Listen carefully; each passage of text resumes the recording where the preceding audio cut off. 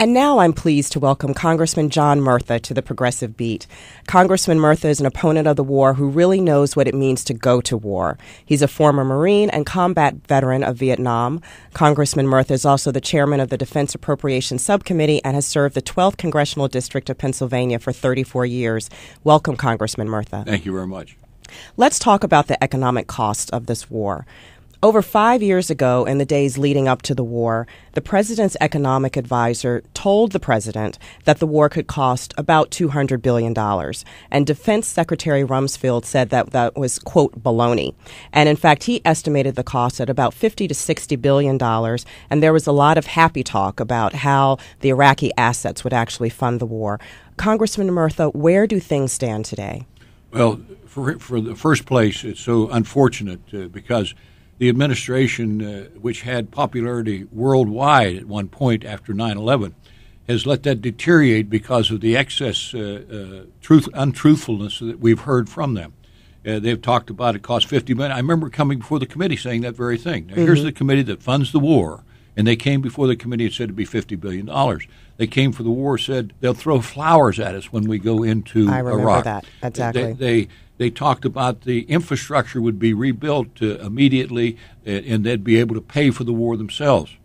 I called for Secretary Wolfowitz's resignation because I felt he was the architect of the war. He said he had nothing to do with it. Nobody takes responsibility for these statements. I remember when Secretary Rumsfeld a year later came in, they said it was $1 billion. I said, well, it looks like to me it's getting to be close to $2 billion a month. Oh, no, he said, that's not going to happen. That's a spike. So they continually downplayed the cost. Now, what's it costing at home? Dave Obey and I introduced legislation that says there should be a surtax. We paid for the Vietnam War for 20 years because they didn't pay for it during the time that the war was on. So we introduced a surtax. Of course, that didn't pass. It didn't go anyplace. But we're trying to point out people have to pay. Now, what are they paying? They're paying now with high gasoline prices. Right. They're paying with food prices. They're paying with emotional strain of the war. And, of course, the families, a very small population of the United States is paying a terrible physical and emotional strain. So we're paying a heavy price for this war, and they exaggerated the cost of it in the first place because they didn't pay any attention. They didn't listen. They didn't ask for help from the international community. They bulled ahead thinking we could win militarily. We cannot win this war militarily, and unfortunately keep saying we can. And Congressman Murtha, I want to pick up on one of the points that you were making. You said they came to us, to the committee that was funding the war. You all should have been partners in this conversation. And they provided estimates that were not factual, that were not correct. Do you think that they got it wrong, or do you think that in the hurry to go to war that they were putting information in front of you, in front of your committee, that just wasn't accurate and they knew it at the time? Well, I think it was a combination of things. They were so intent on going to war that they were going to exaggerate and diminish the cost to the American public because they knew if they understood the cost. For instance, we've had over 4,000 casualties now. Mm-hmm. They felt like it'd be a very limited war and there'd be no casualties. Since the president said mission accomplished, 3,900 of those casualties have come to the troops, and we've had 30,000 people wounded or injured in this war. So they exaggerated in the extreme to make people think this is going to be easy. And people look back at the 91 war, and they thought it was the same thing. So many people who voted for it thought, well, this president will get worldwide involvement. He'll get international help. Right. He'll follow his father's lead, and not from 91. As a matter of fact, many of his father's intimate helpers, people that worked for him, were against it. Brent Scowcroft, who was his national security advisor, his people called me and said, look, we think you ought to talk this president out of going to war. I remember sitting there on the floor. In the 91 war, I went all out because I felt like it was an invasion in Kuwait that intimidate the rest of the world, and we'd have a real problem. Right. We had to go in at that time. We had to go in. Now, I kept saying to myself, there's so much uncertainty about this intelligence.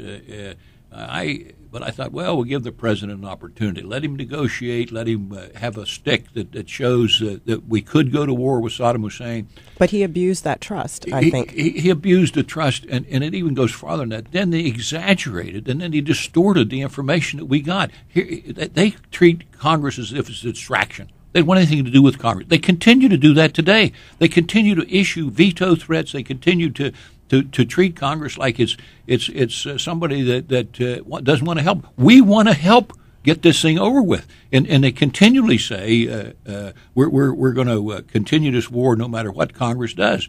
And we're in a very difficult position where if you cut off the funding for the troops in the field, it would be a disaster for us. So we're trying to work it out so we force them to start a timetable which will force the Iraqis to take over this war themselves. And I want to talk about more of what's going on right now. First, I want to remind people that you're listening to The Progressive Beat, and I'm here with Congressman John Murtha, who's the chairman of the Defense Appropriations Subcommittee. Mr. Chairman, before you right now is a request from the administration for additional funding for the war. If that's granted, that means that the cost of the Iraqi war will equate to about $750 billion. How far do you think Congress will go with funding this war? And can you tell us a little bit about what you think for the future? Yeah, well, the House, as you know, has passed a number of requirements that we felt the administration should adhere to. No torture. No permanent bases, a timetable to get out of Iraq, and also at the same time we passed money, which allowed the troops to continue.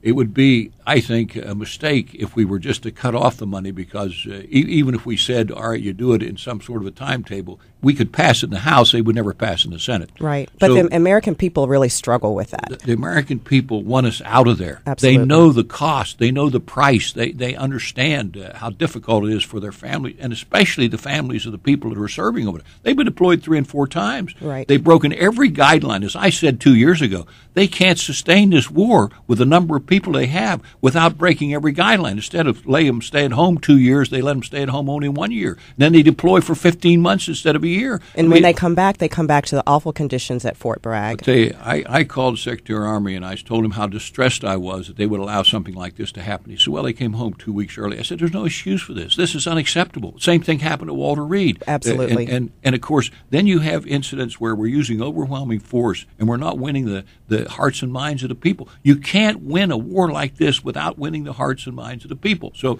the Congress is going to struggle trying to make sure the troops have what they need, and at the same time trying to restrict the president from his this war, which is so devastating to our economy, to the people at home, and to our reputation worldwide. Well, Congressman, as we wrap up, I want to ask you this question, because people hear the kinds of comments, the truth that you're speaking, and we've heard it also from members of the military, General Cody and others recently.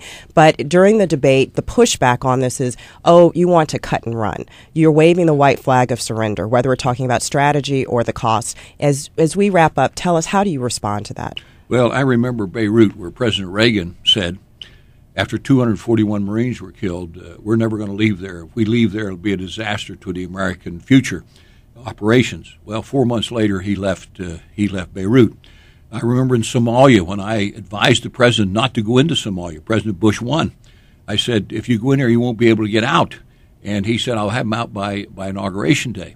Well, it was 400 days later, almost a year, over a year later, that they got him out. So I'm saying we have to do what's best for our national security. We've done everything we could in Iraq. The Iraqis have to take over this. And I think you're going to see the Iraqis are not going to ask for an extension of the UN resolution. I think the Iraqis are going to demand that they make the decision, and that will start the redeployment of our American forces back to the United States. Well, thank you, Congressman Murtha. It's been a pleasure to have you on the Progressive Beat, broadcast from the Center for American Progress Action Fund. Nice to be here, Melanie.